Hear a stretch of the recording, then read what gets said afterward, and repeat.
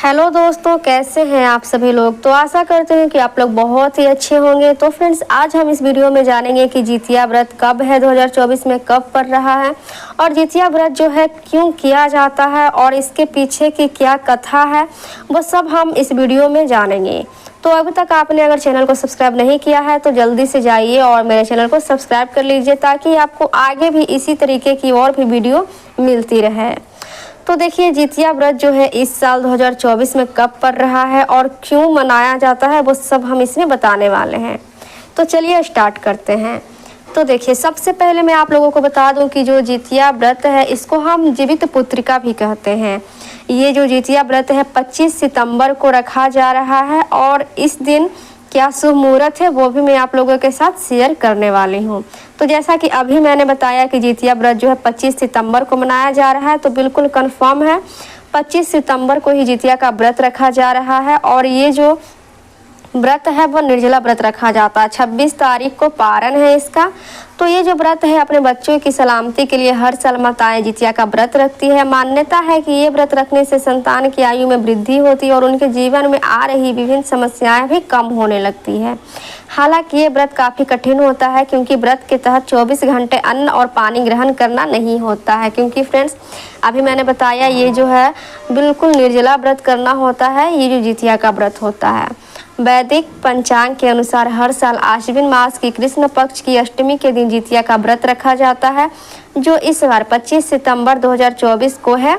इस दिन पूजा का शुभ मुहूर्त सुबह 10:41 से लेकर दोपहर 12:12 तक है। जितिया व्रत के नहाय खाए की पूजा 24 सितंबर 2024 और व्रत का पारण 26 सितंबर 2024 को किया जाएगा। देश के कई शहरों में जितिया व्रत को जीवतिया व्रत और जीवित पुत्रिका व्रत के नाम से भी जाना जाता है। मान्यता है कि इस व्रत को विधि पूर्वक पूरी श्रद्धा से करने और व्रत की कथा को सुनने व पढ़ने से बच्चों का जीवन खुशियों से भरा आता है। आइए अब जानते हैं जितिया व्रत की असली व सही कथा के बारे में। तो फ्रेंड्स, अब मैं आप लोगों को जितिया व्रत कथा सुनाने वाली हूँ, तो बिल्कुल ध्यान से सुनिएगा। जितिया व्रत की मैं संपूर्ण कथा आपको यहाँ पर बताने वाली हूँ। तो चलिए हम स्टार्ट करते हैं इस कथा को। तो जितिया व्रत में चिल्हो नामक की चील और सियारों की कथा सुनने व पढ़ने का विधान है। पौराणिक कथाओं के अनुसार एक वन में सेमल का पेड़ था, जिस पर एक चिल्हो रहती थी। पेड़ के पास घनी झाड़ियाँ थी, जिसमें एक सियारिन रहती थी। चिल्हो मतलब फ्रेंड्स यहाँ पर चील के बारे में बताया जा रहा है आपको। चिल्हो और सियारिन अच्छे दोस्त थे जो मिलजुल कर हर काम करते थे। एक दिन वन के पास कुछ महिलाएं जितिया व्रत की पूजा की तैयारियां कर रही थी। चिल्हो और सियारिन ने महिलाओं की बातों को ध्यान से सुना और खुद ये व्रत रखने का निर्णय किया। तो ये जो फ्रेंड्स कथा है चील और सियारिन के बारे में, मतलब इसी पर आधारित है। और इस जो व्रत को किसने तोड़ा और इस व्रत का संकल्प क्या है, वो हम अब आगे डिस्कस करने वाले हैं। तो शाम तक सियारिन और चिल्हो दोनों ने निर्जला व्रत रखा, लेकिन रात होते ही सियारिन को भूख लगने लगी। जब सियारिन से भूख बर्दाश्त नहीं हुआ तो उसने मांस और हड्डी खा ली। जब ये बात चिल्हो को पता चली तो उसने सियारिन को खूब डांटा और कहा, जब तुमसे व्रत नहीं रखा जाता है तो संकल्प क्यों लिया। हालांकि चिल्हो ने अपना व्रत पूरा किया। तो फिर देखा आपने, ये जो व्रत है वो निर्जला किया जाता है। तो चलिए अब आगे जानते हैं सियारिन चिल्हो से क्यों जलती थी। अब हम इसके बारे में जानेंगे। तो अगले जन्म में सियारिन और चिल्हो ने राजकुमारी के रूप में जन्म लिया, जो सगी बहनें थीं। सियारिन चिल्हो से बड़ी थी, जिसकी शादी एक राजकुमार से हुई। चिल्हो छोटी थी, जिसकी शादी उसी राज्य के मंत्री के पुत्र से हुई। शादी के बाद सियारिन के कई बार बच्चे हुए, लेकिन सभी मर जाते थे, जबकि चिल्हो के बच्चे स्वस्थ और सुंदर थे। इस बात को लेकर सियारिन चिल्हो से जलने लगी।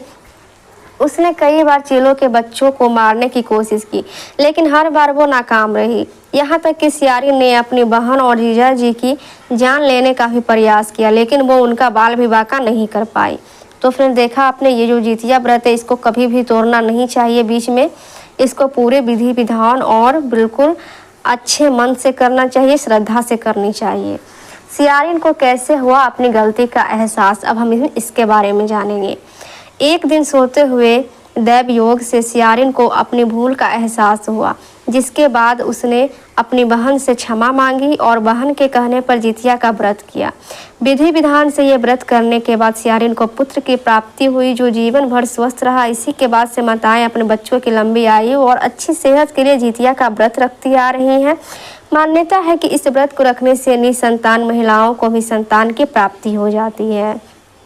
तो फ्रेंड्स, जैसा कि मैंने बताया, ये जो चील और सियारिन थे, आपने देखा पिछले जन्म में इन्होंने व्रत तोड़ दिया था, तो जिन्होंने व्रत तोड़ा उसको अगले जन्म में उसके जो पुत्र नहीं होते थे, होते भी तो मर जाते थे। इसीलिए जितिया का जो व्रत है बहुत ही श्रद्धा से और विधि विधान से करना चाहिए। तो फ्रेंड्स, ये कथा कैसी लगी हमें कमेंट में ज़रूर बताइए।